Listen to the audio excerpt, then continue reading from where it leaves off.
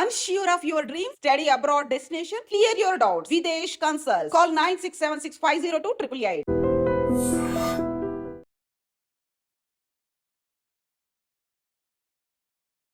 Hi, welcome to iDream. IPL start అవుతుంది అనగానే అందరికీ ఎస్ఆర్హెచ్ మ్యాచ్ ఇప్పుడని వెయిట్ చేస్తూ ఉంటాం మనం.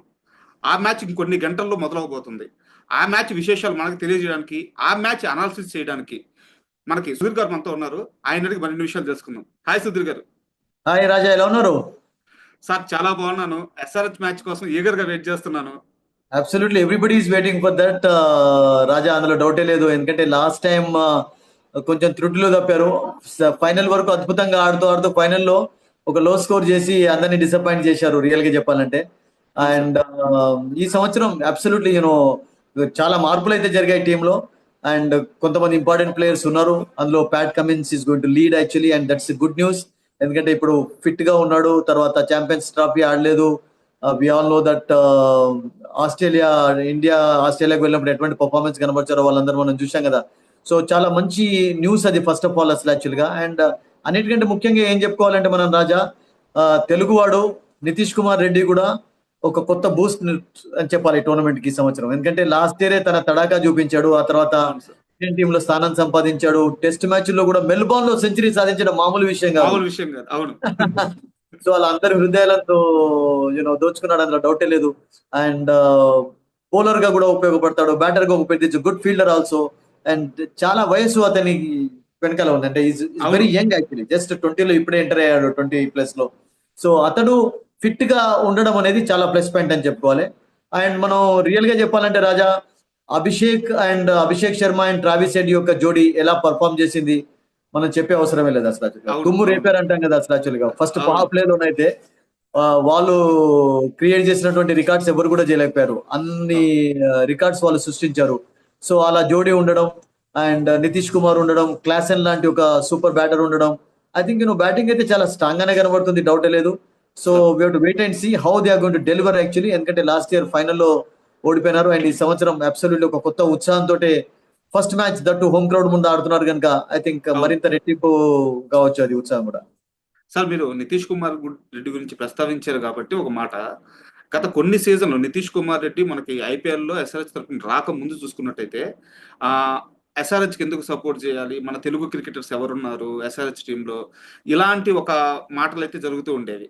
ఒక్కసారి నితీష్ కుమార్ రెడ్డి రావడం టీంలోకి, అతను ఒక స్టార్ ప్లేయర్ గా ఎలివేట్ అవ్వడం, ఇవన్నీ జరిగిపోయిన తర్వాత ప్రతి ఒక్కరు, అంటే ఇది వరకు లేని వాళ్ళు కూడా ఎస్ఆర్హెచ్ ను ఓన్ చేసుకునే ప్రయత్నం అయితే ఒకటి జరుగుతుంది. అబ్సల్యూట్ అండి, డౌటే లేదు. ఎందుకంటే మీకు దానికి కారణం ఏంటంటే, మీరు హైదరాబాద్ క్రికెటర్స్ మిగతా మాట్లాడాలి. ఇప్పుడు చూడండి, సిరాజ్ ఉన్నాడు. సిరాజ్ ను వాళ్ళు రాయల్ ఛాలెంజర్స్ బెంగళూరు తీసుకున్నారు. అట్లాగే ప్రజ్ఞాన్ ఓజా కమెంటేటర్ గా కాకముందు ఆడుతున్నప్పుడు అతడు ముంబైకి ఆడేది. ఒక వివిఎస్ లక్ష్మణ్ హైదరాబాద్ లో ఉన్నప్పుడు అతను క్రికెటింగ్ డేస్ లో హైదరాబాద్ ఆడాడు. ఆ తర్వాత అభిషేక్ రెడ్డి అని చెప్పి కొంతమంది వచ్చారు, రాలేదని కాదు. బట్ అంబటి రాయుడు కూడా హైదరాబాద్ వాడే, తెలుగు వాడే. హనుమా బిహారీ కూడా తెలుగు వాడే. బట్ వీళ్ళందరూ కూడా డిఫరెంట్ ఫ్రాంచైజెస్ కాడారు యాక్చువల్లీ రియల్ గా చెప్పాలంటే. సో ఇప్పుడు ఒక తెలుగు వాడు, ఒక తెలుగు ఫ్రాంచైజ్ ఎవరైనా తెలుగు టీమే కదా అసలు. హైదరాబాద్ టీం అంటే తెలుగు టీమే. దానికి ఆడుతున్నట్టు మనం అందరం గర్వించాలి. ఎందుకంటే మంచి ఎక్సైటింగ్ క్రికెటర్ అండి, డౌటే లేదు. చాలా ఎక్సుబరెన్స్ కనబరుస్తాడు. అండ్ ఆల్ క్వాలిటీస్ ఉన్నాయి. ఒక ఆల్రౌండర్ గా ఉండడం అనేది ఒక ప్లస్ పాయింట్ అతనికి. ఎందుకంటే ఇవాళ రేపు మీరు క్రికెట్ లో రాజా, మీరు సెట్ కావాలి అంటే, పేరు తెచ్చుకోవాలి అంటే, ఒక్క డిపార్ట్మెంట్ లో సక్సెస్ సాధిస్తే సరిపోదు. అండ్ మీకు ఆల్రౌండ్ ఎబిలిటీస్ ఉన్నట్లయితే I think will be a star. And is already become a star చాలా షార్ట్ టైమ్ లోనే. ఎందుకంటే లాస్ట్ టైం ఐపీఎల్ లో అలా ఆడడం తోటే అతనికి ఇండియన్ టీమ్ లో స్థానం లభించింది.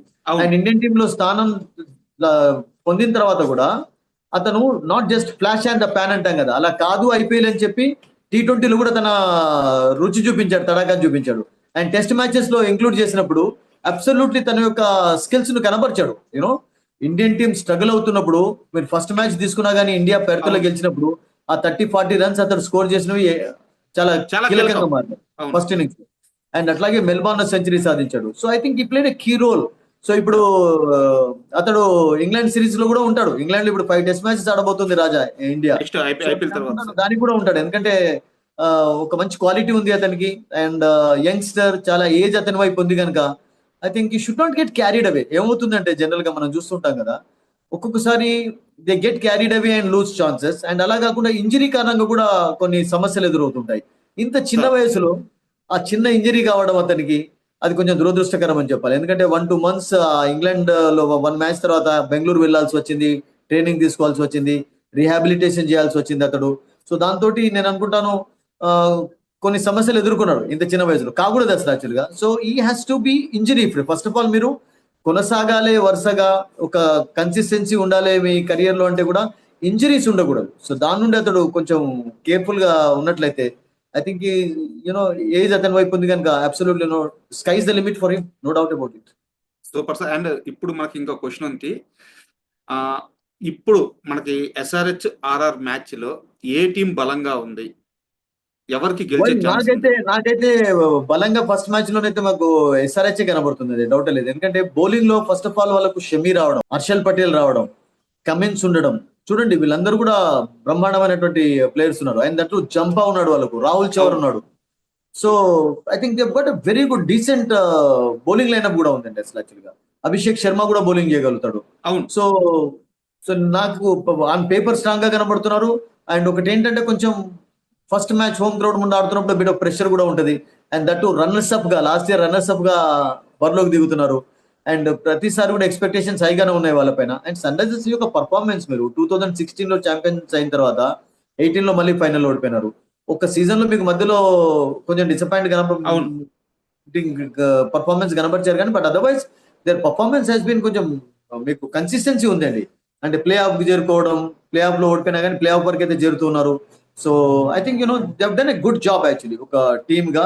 అండ్ వాళ్ళకి అటువంటి ఎక్సైటింగ్ క్రికెటర్స్ కూడా లభిస్తున్నారు. సో నాకైతే సన్ రైజర్స్ హైదరాబాద్ అబ్సల్యూట్లీ కొంచెం స్ట్రాంగ్ గానే కనబడుతుంది. ఎందుకంటే మీకు రాజస్థాన్ రాయల్స్ లో as they have got an exciting side వాళ్ళు కూడా. ఇప్పుడు జైస్వాల్ కానీ, హెట్మేర్ కానివ్వండి, పరాగ్ కానీ, Sanju Samson. But Sanju Samson as a captain గా ఆడకపోవచ్చు, అదొక ఎస్ రిపోర్ట్ సార్. మనకు తెలిసింది. ఎందుకంటే అతనికి ఇంజూర్ ఇంకా అన్నమాట. కొంచెం ఫిట్నెస్ సమస్య ఉంది కనుక I think Riyan Parag might lead actually. And వాళ్ళు ఈ సంవత్సరం జోఫ్రా ఆర్చర్ ను తీసుకున్నారు. సో సార్ జోఫ్రా ఆర్చర్ యొక్క రోల్ ఎలా ఉంటుందో చూడాలి. ఎందుకంటే జోఫ్రా ఆర్చర్ ఇప్పుడు బట్లర్ లేడు వాళ్ళ టీంలో. సో ఒక్కసారి సార్ సడన్ గా కపుల్ ఆఫ్ ఇంపార్టెంట్ ప్లేయర్స్ వాళ్ళకి లేరు. ఇప్పుడు Trent Boult he has gone to Mumbai. Yes so sir. Ashwin లేడు, యజువేంద్ర చహల్ లేడు. లాస్ట్ ఇయర్ అయితే మనం చూసాం చాలా మంది స్పిన్నర్స్, ఇండియన్ స్పిన్నర్స్ ఉన్నారు వాళ్ళ టీంలో. సో వాళ్ళకు కూడా నేను అనుకుంటాను కొన్ని అబ్సల్యూట్లీ కొన్ని సమస్యలు ఉన్నాయి. But they got a good side అండి. వాళ్ళకు కూడా సందీప్ శర్మ లాంటి మీడియం పేసర్స్ ఉన్నారు. ఆ, అంటే వాళ్ళు కూడా తీసిపోయి ఏం లేరు. ఏ టీం కూడా ఈ సంవత్సరం తీసిపోయినట్టుగా కనబడదు. ఎందుకంటే కొంచెం ప్లేయర్స్ స్ప్రెడ్ అయిపోయినారు. ఒక్క టీంలోనే మొత్తం క్రీమ్ ఉండకుండా కొంచెం స్ప్రెడ్ కావడంతో డెఫినెట్లీ అవును కొంచెం ఎక్సైట్మెంట్ అనేది ఎక్కువగా ఉంటుంది. So I think it all depends. ఎందుకంటే ఎస్ఎస్సి జైస్వాల్ ఫామ్ అనేది చాలా కీ వాళ్ళకు. లాస్ట్ 2 IPLs లో అతడే చక్కగా ఆడుతున్నాడు. అవును సంజు సామ్సన్ కూడా అద్భుతమైనటువంటి పర్ఫార్మెన్స్ కనబరిచాడు. బట్ అతని ఫిట్నెస్ కొంచెం ఫిట్నెస్ నుంచి అతను కోలుకున్నట్లయితే I think it can be good for them. Sir. ఇక్కడ నాకు డౌట్, మామూలుగా ఫిట్నెస్ సమస్య ఉంటే టీంలో ఆడకపోవచ్చు, ఇలాంటిది మనం చూస్తూ ఉంటాము. కానీ ఫస్ట్ 3 మ్యాచ్లకి టీంలో ఆడుతాడు కానీ కెప్టెన్సీ చేయడు అని చెప్పి వార్త వస్తుంది. అంటే ఆ ఫ్రాంచైజీలో ఏమన్నా ఆట పరంగా కాకుండా మిగతా ఏమన్నా రకరకాల కారణాలు జరుగుతున్నాయని అనుకోవచ్చా? రాజా లాస్ట్ 2-3 IPLs నుంచి మనం చూస్తున్నాం కదా. ఇప్పుడు 11 మంది క్రికెటర్లు క్రికెట్ ఆడటం లేదు, 12 మంది ఆడుతున్నారు. సార్ ఎందుకంటే ఇంపాక్ట్ ప్లేయర్ కూడా 12th మ్యాన్ కూడా మీకు ఒక అవును 11 ప్లేయర్ లో ఇంక్లూడ్ అయినట్టుగానే చెప్పుకోలేదు దాన్ని అసలు. అది ఒక ఎక్స్ట్రా సార్. ప్లేయర్ అయిపోయింది అసలు యాక్చువల్లీ. సార్ క్రికెట్ ఆడేది ఇప్పుడు IPL లో 11 కాకుండా 12 అయిపోయినారు. 12 12 అయిపోయినారు. సో ఆ ఇంపాక్ట్ ప్లేయర్ రూపంలో అతడు రావచ్చు. ఎందుకంటే వికెట్ కీపింగ్ కూడా కొంచెం నేను అనుకుంటాను స్టార్టింగ్ లో కొంచెం కష్టం అవుతుంది అతనికి. సో అందుకని అతడు ఫస్ట్ 2-3 మ్యాచెస్, ఎందుకంటే ఆ, అతని ప్రజెన్స్ అనేది చాలా ఇంపార్టెంట్. అతని బ్యాటింగ్ అనేది ఓకే. చాలా ఇంపార్టెంట్. బ్యాటింగ్ మీరు చేయగలుగుతున్నాడు. మీరు అన్నట్టు కీపింగ్ బట్లర్ కూడా చేయాలంటే లేడు. కీపింగ్ చేయాలంటే మీరు చాలా ఫిట్ గా ఉండాలి. కీపింగ్ చేయాలంటే అవును you to dive right side, you to dive left side, front dive చేయాల్సి ఉంటుంది. అండ్ ఆల్ కాన్సన్ట్రేషన్ కావాలి. సో అందుకని అతడు బ్యాటింగ్ ఇంపార్టెంట్ కనుక అతని బ్యాటింగ్ అనేది ఫస్ట్ ఆడిస్తున్నారు. And let's hope that you know సరిపోతుంది వాళ్ళకి అసలు యాక్చువల్గా. బికాస్ సంజు సామ్సన్ వికెట్ పైన ఉన్నట్లయితే మనకు తెలుసు ఎలా ఆడతాడు అనేది. పవర్ ప్లే లో ఎటువంటి షాట్స్ ఆడతాడు, even first down second down వచ్చా కానీ I think he's is a sir. Clean hitter of the ball. And very sad అండి రియల్ గా. కేరళ మనం ఓడిపోయినప్పుడు నాకు అనిపించింది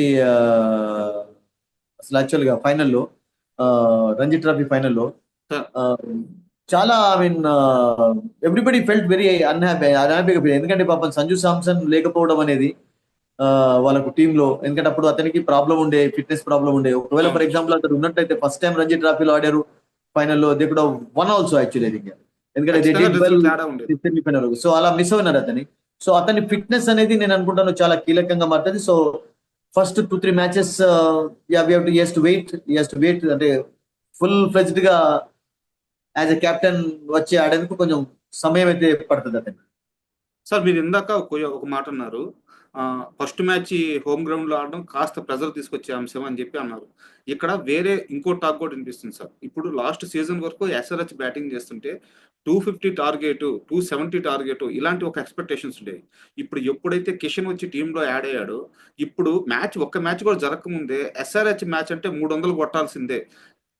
ఇలాంటి ఒక ప్రెజర్ మీరు అన్నట్టుగా కిషన్ విషయం గుర్తు చేశారు. కిషన్ కూడా పాపం మన అందరికీ తెలుసు, పాపం కాంట్రాక్ట్ లో లేకపోవడం అనేది కొంచెం దురదృష్టకరం. రాజా వన్ డే మ్యాచ్ లో ఫస్ట్ వస్తూనే ఒక డబుల్ సెంచరీ సాధించాడు. బట్ ఆ తర్వాత what happen to him nobody nose. చూసాం కదా కరుణ్ నాయర్ విషయంలో ఏమైంది, ట్రిపుల్ సెంచరీ సాధించిన తర్వాత టెస్ట్ మ్యాచ్ లో తన స్థానాన్ని కోల్పోయినాడు.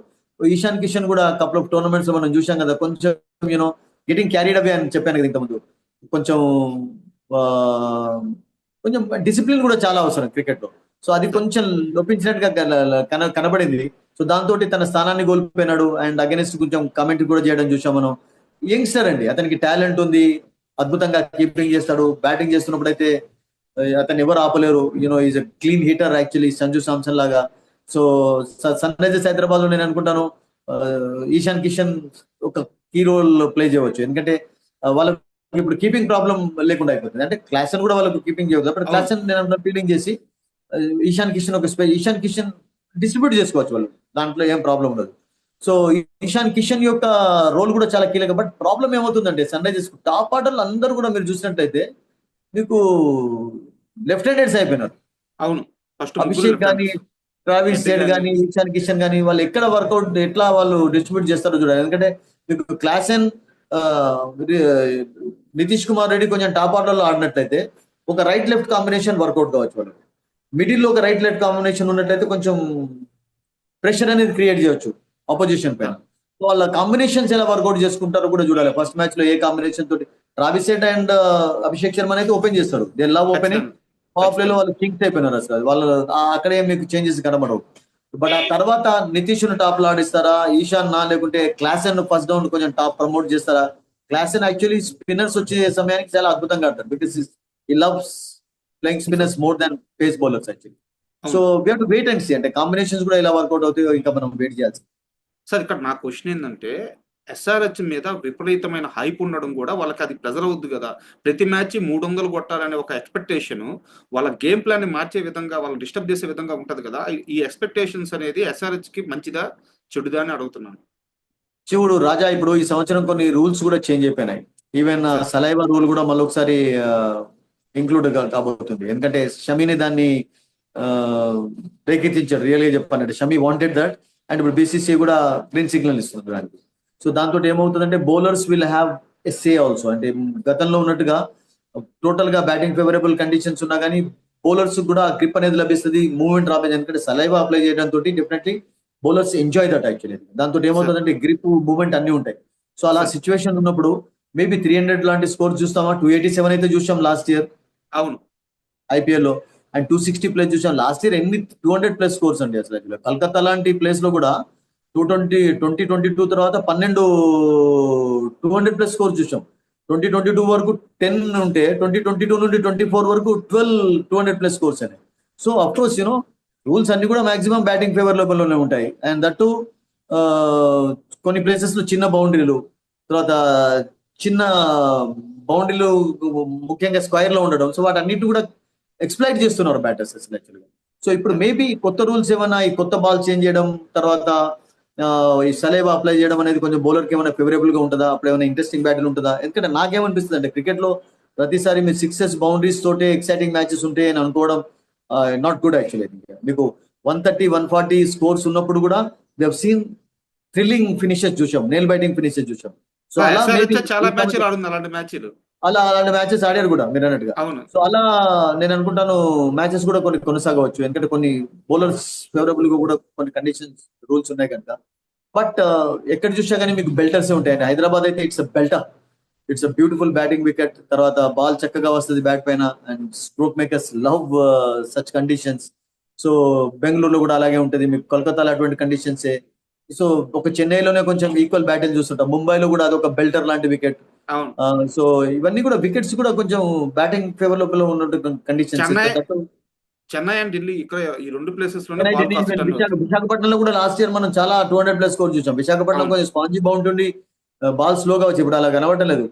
వికెట్స్ కూడా అలా తయారు చేస్తున్నారు, అండ్ వికెట్స్ లో మీకు ఎక్కువ బ్యాటింగ్ కి అనుకూలంగా కండిషన్స్ కనబడుతున్నాయి.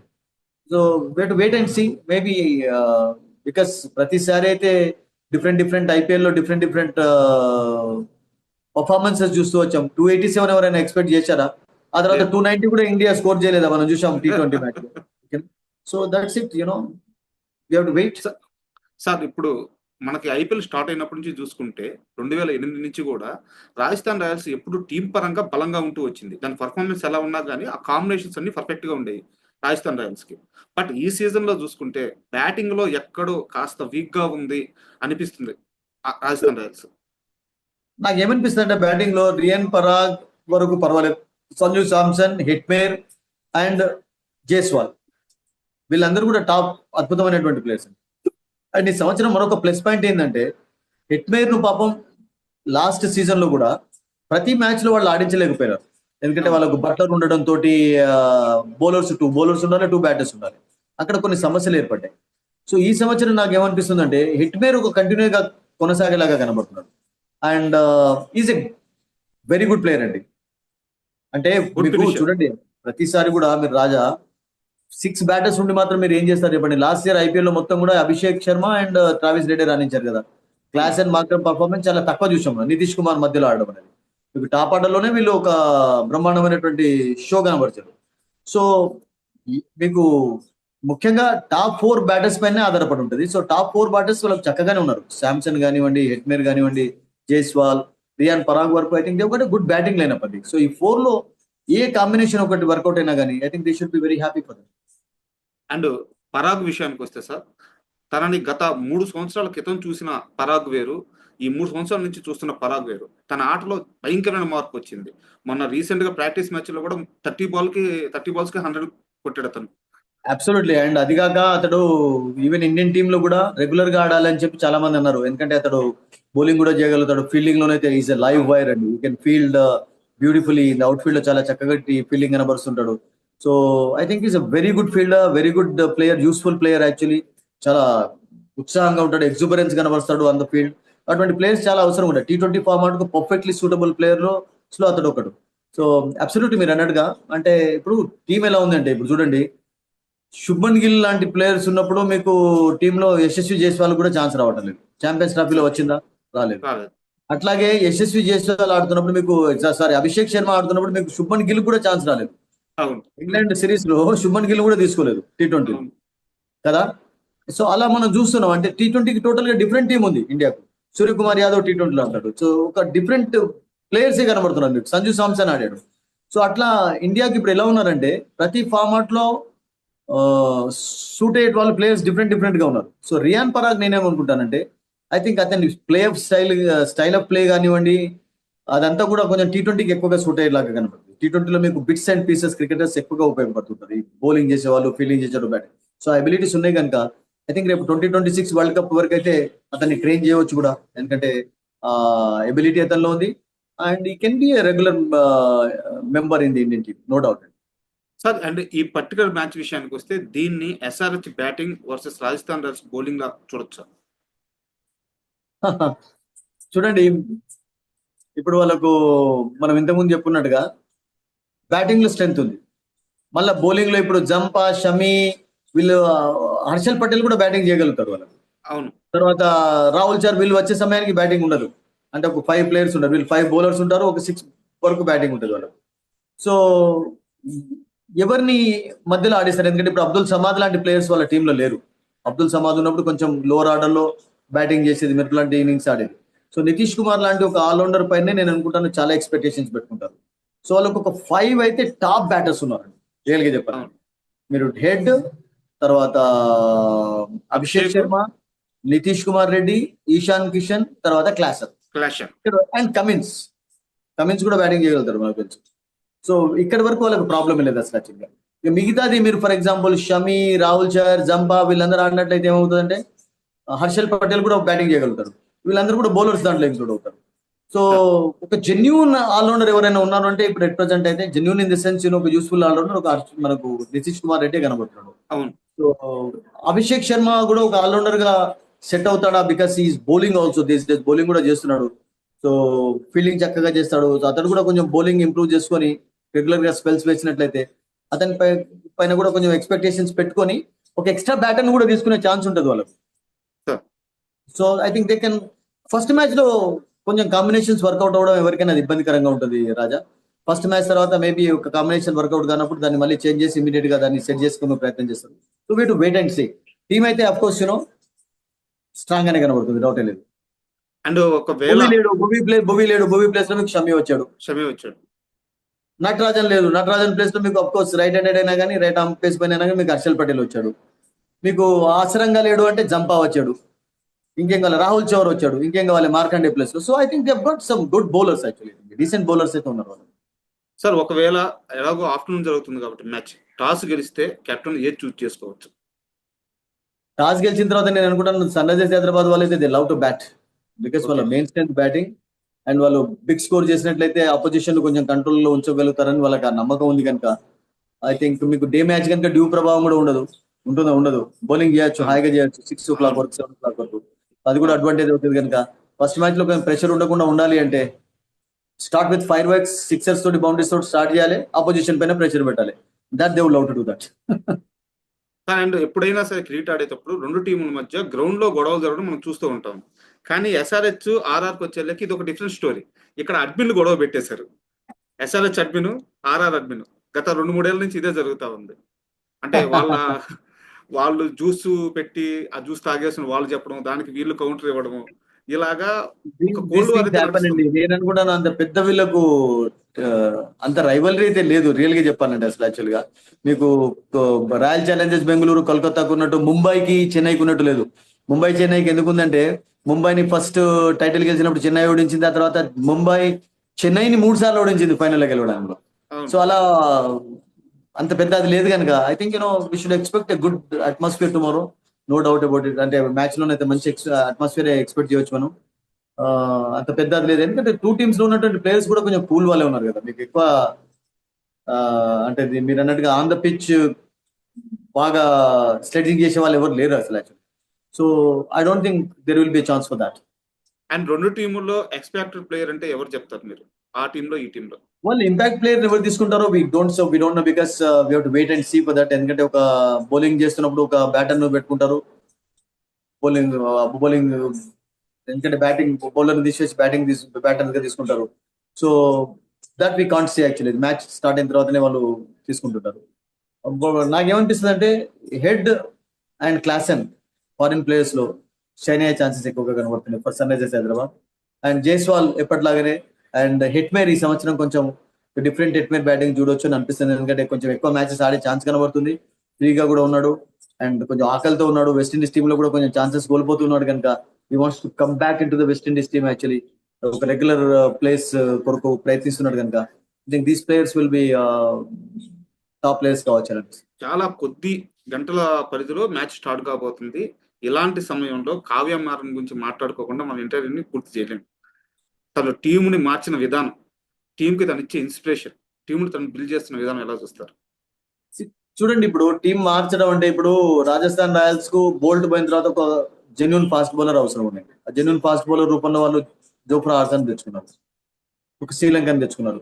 ఎందుకంటే వాళ్ళకు దాన్ని రిప్లేస్ చేయాలంటే, బోల్ట్ లాంటి ప్లేయర్ రిప్లేస్ చేయాలంటే మీకు ఆర్చర్ ఫిట్ అవుతారు. హైదరాబాద్ మీకు చూడండి మెయిన్ ప్లేయర్స్ ఉంచుకున్నారు. వాళ్ళు ఒక మార్క్రమ్ ను వదులుకున్నారు. 6 ప్లేయర్స్ అయితే వాళ్ళు మెయిన్ వాళ్ళని ఉంచుకున్నారు, డౌటే లేదు అసలు. భువనేశ్వర్ వదులుకున్నారు, ఎందుకంటే భువనేశ్వర్ మేబీ ట్రేడ్ రూపంలో అతను వెళ్ళిపోయినాడు, బెంగళూరుకు వెళ్ళిపోయినాడు. అండ్ భువనేశ్వర్ పోయినా కానీ వాళ్ళకి ఏం ప్రాబ్లం లేదు కదా. ఒక భువనేశ్వర్ బోర్డ్ చేత మళ్ళీ ఒక జెమ్మఫై బౌలర్ వచ్చాడు కదా, ఈక్వల్ గా పర్ఫామ్ చేసే బౌలర్ వచ్చాడు మీకు. షమి భువనేశ్వర్ మీరు తరాజులో పెట్టి చూసినట్లయితే షమి కొంచెం ఎక్కువనే మొగ్గు చూపుతాడు అసలు. Bhuvneshwar of course couple of purple caps ఉన్నాయి, but Shami is a different bowler అండి, డౌటే లేదంట. And Harshal Patel of course మన అందరికీ తెలుసు, రన్స్ ఎక్కువ ఇస్తాడు కానీ వికెట్స్ తీస్తుంటాడు, వికెట్స్ తీస్తారు. వికెట్ తీస్తుంటాడు. అండ్ వికెట్లు ఎక్కువగా తీసినటువంటి బౌలర్ ఐపీఎల్ లో ఒక సీజన్ లో అతడే. So and Harshal Patel sir particular గా సీజన్ సెకండ్ ఇన్నింగ్స్ లో బాగా యూజ్ అవుతాడు. అంటే ఒక హాఫ్ మ్యాచెస్ అయిపోయిన తర్వాత పిచ్లు ఎప్పుడైతే స్లో అవుతాయో తన బౌలింగ్ వేరియేషన్ అంతా అప్పుడు బాగా ఎక్కువ ఉపయోగపడుతుంది. అబ్సల్యూట్లీ అండి, చాలా. అండ్ స్లో డెలివరీస్ చాలా చక్కగా వేస్తాడు, డెత్ ఓవర్స్ బ్రహ్మాండంగా బౌలింగ్ చేస్తుంటాడు. షమి అయితే పవర్ ప్లే కింగ్, ఆ తర్వాత స్లో బాల్స్ కూడా వేస్తుంటాడు. అండ్ వాళ్ళకు కమిన్స్ ఉన్నాడు, జంపా, రాహుల్ చరి, 5 బౌలర్లు సరిపోరా. తర్వాత మీకు అభిషేక్ శర్మ కూడా వేయగలుగుతాడు, ఇంకేం కావాలి అసలు యాక్చువల్గా ఒకవేళ ఎవరైనా ఫర్ ఎగ్జాంపుల్ ఒక స్పిన్నర్ ఎక్కువ రన్స్ ఇస్తున్నప్పుడు. సో జంపా కొన్ని మ్యాచెస్ లో నేను అనుకుంటాను చాలా కీలకంగా మారుతాడండి. కొన్ని కండిషన్స్ లో is going to be a key player, no doubt about it. Because ఇండియాలో మన అందరికీ తెలుసు పిచెస్ లో ఎక్కువగా స్పిన్ కు ఫేవరబుల్ కండిషన్స్ ఉంటాయి కనుక Zampa role should be bigger this year. Last time ఫైనల్లో ఇంకొక మెట్టెక్కితే కప్పనంగా ఓడిపోయాం మనం. ఈసారి ఎస్ఆర్ఎస్ జర్నీ ఎలా ఉండబోతుంది, టేబుల్లో ఏ పొజిషన్ లో ఉండబోతుంది? పర్ఫార్మెన్స్ హాస్ బీన్ గుడ్ అండి. అంటే లాస్ట్ 2016 నుండి కూడా ఇప్పటి వరకు చూసుకున్నట్లయితే కపుల్ ఆఫ్ సీజన్స్ లో పర్ఫార్మ్ చేయలేకపోయినా కానీ ప్లే ఆఫ్స్ కి వస్తున్నారు, 2 సార్లు ఫైనల్ కి వచ్చారు, ఒకసారి గెలిచారు, ఒకసారి ఓడిపోయినారు. కన్సిస్టెన్సీ అయితే కనబరుస్తున్నారు. అండ్ వార్నర్ లాంటి ప్లేయర్ లేనకున్నా కానీ, శిఖర్ ధవన్ వెళ్ళిపోయినా, విలియమ్సన్ వెళ్ళిపోయినా కానీ వాళ్ళకు ప్లేయర్స్ వస్తున్నారు, ఆ రోల్ ను ఫిల్ చేస్తున్నారు. And last couple of seasons నుంచి అయితే లాస్ట్ సీజన్ లోనైతే హెడ్ వచ్చిన తర్వాత, కమిన్స్ వచ్చిన తర్వాత ఒక బలం అనేది ఏర్పడింది. అంటే వార్నర్ లేని అబ్సెన్స్ ను ఫిల్ చేయగలిగారు. సో ఎవ్రీ ఇయర్ వాళ్ళు ఆప్షన్ లో కూడా కొంచెం క్లెవర్ గా ప్రవర్తిస్తుంటారు, మన అందరికీ తెలిసిందే, డబ్బు ఎక్కువగా ఉంచుకొని. సో ఈ సంవత్సరం షమిని తీసుకోవడం అనేది వాళ్ళకు ఒక ప్లస్ పాయింట్, హర్షల్ పటేల్ ని తీసుకోవడం అనేది ఒక plus point. And Zampa regular గా ఆడినట్లయితే I think Cummins will be very happy, ఎందుకంటే because is the one who can. And అది కాకుండా వాళ్ళకు కమిందు మెండిస్ అని చెప్పి శ్రీలంకన్ క్రికెటర్ కూడా ఉన్నాడండి, అతను కూడా తీసుకోవచ్చు. మెండిస్ కూడా చాలా ఎక్సైటింగ్ క్రికెటర్ అండి, చాలా అద్భుతంగా బౌలింగ్ చేస్తాడు, బ్యాటింగ్ చేస్తాడు. అండ్ ఈ మధ్యలో కొంచెం ఫెయిల్ అయినాడు కానీ చాలా తక్కువ సమయంలో అతడు 1000 runs పూర్తి చేశాడు, మనందరికీ తెలుసు. So I think he can also get equal chances this year. So they've got a good team and hope that they'll perform better. And ఈ పర్టికులర్ గ్రౌండ్ లో sir first innings average score వచ్చేసి 200+ ఉంది, second innings score కూడా 180+ ఉంది. So రేపు ఇక్కడ batting favourable conditions ఎక్కువగా ఉంటాయి. It's a lovely wicket to bat on. Bat పైన బాల్ వచ్చినప్పుడు ఏ బ్యాటర్ అయినా ఇష్టపడుతుంటాం. అండ్ క్లీన్ హిట్టింగ్ చేసే క్రికెటర్స్ 2 teams లో ఉన్నారు కనుక అబ్సల్యూట్లీ మీరు అన్నట్టుగా ఒక బిగ్ స్కోరింగ్ మ్యాచ్ అయితే చూస్తాం. అది డే మ్యాచ్ కావడంతో డ్యూ ప్రభావంలో ఉండదు, బౌలర్స్ కూడా సెకండ్ టైం బౌలింగ్ చేసే ఏం ప్రాబ్లం ఉండదు. So I think first match is going to be a cracker sort of match అని చెప్పి మనం ఎక్స్పెక్ట్ చేయాలి. అండ్ మీ అనలిస్టులతో ఒక సమస్య ఉంటుంది సార్, ఏదన్నా ఫైనల్ గా క్వశ్చన్ అడిగినప్పుడు మీరు తేల్చరు. ఆ రోజు పర్ఫార్మెన్స్ ని బట్టి, ఆ రోజు ప్లేయింగ్ ని బట్టి ఉంటుంది. నేను ఏమంటానంటే, నేను ఒక నేను టీమ్ చూస్ చేసుకుంటాను. బట్ ఎవరైనా కానీ చూస్ చేసుకున్న టీం గెలవాలి అంటే ఒక్కొక్కసారి గెలవకపోవచ్చు కూడా. ఇప్పుడు చూడండి, పిచ్ రిపోర్ట్ అప్పుడు కూడా మీరు అలా అంటే రమీజ్ రాజా అటువంటి పిచ్ రిపోర్ట్ గ్రేట్ క్రికెటర్స్ కూడా మొన్న దుబాయ్ లో చేసినప్పుడు ఏమన్నారంటే అసలు యాక్చువల్గా 170 కూడా ఇక్కడ స్కోర్ చేయడం కష్టం అన్నారు. ఆ పిచ్ పైన 260 స్కోర్ చేశారు, మరి అసలు చేయలేదా? సరే ఎవరైనా కానీ ఎక్స్పెక్ట్ చేస్తారు అసలు యాక్చువల్గా. మనం స్ట్రెంగ్స్ ఎలా ఉన్నాయి, వీక్నెసెస్ ఎలా ఉన్నాయి, దానిపైనే అనాలిసిస్ చేస్తుంటాం ప్రజెంట్ ఫామ్ పైన. ఒక్కొక్కసారి సడన్ హీరోస్ ఉద్భవిస్తుంటారు. లాస్ట్ ఇయర్ నితీష్ కుమార్ రెడ్డి వచ్చినట్టు ఈ సంవత్సరం కమిందు మెండిస్ కావచ్చు, maybe you never know. Last year Travis Head అయితే ఈ సంవత్సరం క్లాసెన్ కావచ్చు, you never know actually. So Ishan Kishan కూడా కావచ్చు, ఏదైనా అతను కూడా కొంచెం హంగర్ ఉంది కదా, హంగ్రీగా ఉన్నాడు చాలా. ఓకే, సో అలా అవుతుంటే కనుక నేనైతే జనరల్ గా నెగిటివ్ గా జవాబు ఇవ్వను ఏ టీం అయినా కానీ. బికాస్ టీమ్స్ అన్ని కూడా స్టార్ స్టడెడ్ టీమ్సే కదా, టోటల్ గా ఫేవరబుల్ గా ఉండే టీం ఏముంటుంది? మీరు చెప్పమంటే కూడా చెప్పలేదు. అన్ని 2 teams లో కూడా ఈక్వల్ గా మంచి బ్యాటింగ్ ఉంది, బౌలింగ్ ఉంది. కొంచెం బౌలింగ్ లో డెఫినెట్లీ సన్ రైజర్స్ హైదరాబాద్ కొంచెం స్ట్రాంగర్ గా కనబడుతున్నారు. షమీ ఎక్స్పీరియన్స్ కానివ్వండి, Cummins experience, Zampa experience, it should work out కదా. సార్ చివరిగా 2 ప్రశ్నలు మిగిలిపోయినాయి. ఆ 2 ప్రశ్నలు అడిగి ఇంటర్వ్యూ మిగిద్దాము. ఇప్పటిదాకా మనం 2 టీంల బలాబలాల గురించి మాట్లాడుకున్నాము. నాకు ఇప్పుడు 2 టీముల్లో ఏదైనా వీక్ పాయింట్ ఉంది అంటే ఎస్ఆర్హెచ్ లో ఏముంది, ఆర్ఆర్ లో ఏముంది? వాళ్ళు ఆర్ఆర్ లో ఇంతకుముందు మనం అనుకున్నట్టుగా వాళ్ళకు కంప్లీట్ గా అశ్విన్, చెహల్ అటువంటి వాళ్ళు వెళ్ళిపోయిన తర్వాత ఒక సడన్ గా ఒక మెయిన్ వాళ్ళను కోల్పోయినారు స్పిన్ అంటే ఒక స్పిన్ స్ట్రెంత్ లో. అండ్ జోఫ్రా ఆర్చర్ ప్రాబ్లం ఏంటంటే కంటిన్యూస్ గా ఇంజరీ ఫ్రీగా ఆడినట్లయితే ఒక బలం అవుతుంది వాళ్ళకు. లేకుంటే అతడు ఫర్ ఎగ్జాంపుల్ ఏదైనా మళ్ళీ కొంచెం ఇంజరీ ప్రాబ్లమ్స్ ఉండి కొంచెం దూరం, ఎందుకంటే ఇట్ హ్యాపెండ్. ముంబై ఫస్ట్ లో తీసుకున్నప్పుడు ఫిట్ గా ఉన్నాడు, తీసుకున్న తర్వాత అతడు టోటల్ గా ఆడలేకపోయినాడు. So we have to wait and see. అయితే అక్కడ ఏమన్నా చిన్న సమస్య ఏర్పడుతుంది వాళ్ళకు. బట్ సన్ రైజర్స్ హైదరాబాద్ లోనైతే నాకు అనిపిస్తుంది ఈ సంవత్సరం కొంచెం అంటే ఇంకొక ఆల్రౌండర్ ఉంటే బాగుంటుంది, నితీష్ కుమార్ రెడ్డి లాగా కానీ, అంటే కమిందో మెండిస్ లాంటి. ఎందుకంటే మీరు అందరిని ఆడించలేరు కదా. అవును. హెడ్ ఉండాలి, ఫర్ ఎగ్జాంపుల్ కమిన్స్ ఉండాలి, క్లాసన్ ఉండాలి అంటే మీకు ఒక ఫారిన్ ప్లేయర్ కు ఒక్కలకే ఛాన్స్ ఉంటుంది. జంపా ఉండాలి అంటే మీకు కాంబినేషన్ వర్కౌట్ కాదు అక్కడ. ఎవరిని డ్రాప్ చేస్తారు? మీరు కమిందో మెండిస్ ఆడాలంటే మీరు క్లాసన్ డ్రాప్ చేయలేరు. జంపాను డ్రాప్ చేసి ఏదైనా లోకల్ స్పిన్నర్ తీసుకొని అట్లా చేస్తారా? We have to wait and see actually. So అక్కడ నాకు అనిపిస్తుంది కొంచెం ఏదైనా ప్రాబ్లం ఉండదు. బట్ అదర్వైజ్ ఏం వీక్నెస్ అయితే కనబట్టలేదు ఎట్ ప్రెసెంట్. అండ్ ఫైనల్లీ మీ ప్రిడిక్షన్ ఏంటి సార్? ఏ టీం గెలవబోతుంది రేపు మ్యాచ్ లో? My prediction Sunrisers should win first match actually. Super. Hands down కాకుండా కానీ మ్యాచ్ లో విజయం సాధించే అవకాశాలు సన్ రైజర్స్ హైదరాబాద్ కి ఎక్కువగా కనిపిస్తాయి. And thank you sir. ఒకవేళ రేపు ఎస్ఆర్హెచ్ కానీ మొదటి విజయంతో బోనీ కానీ చేస్తే మళ్ళీ మన ఇద్దరు ఇలాగే కలిసి హ్యాపీ మూమెంట్స్ తో మరో ఇంటర్వ్యూ చేద్దాం. Thank you sir. Sure అండి. Thank you.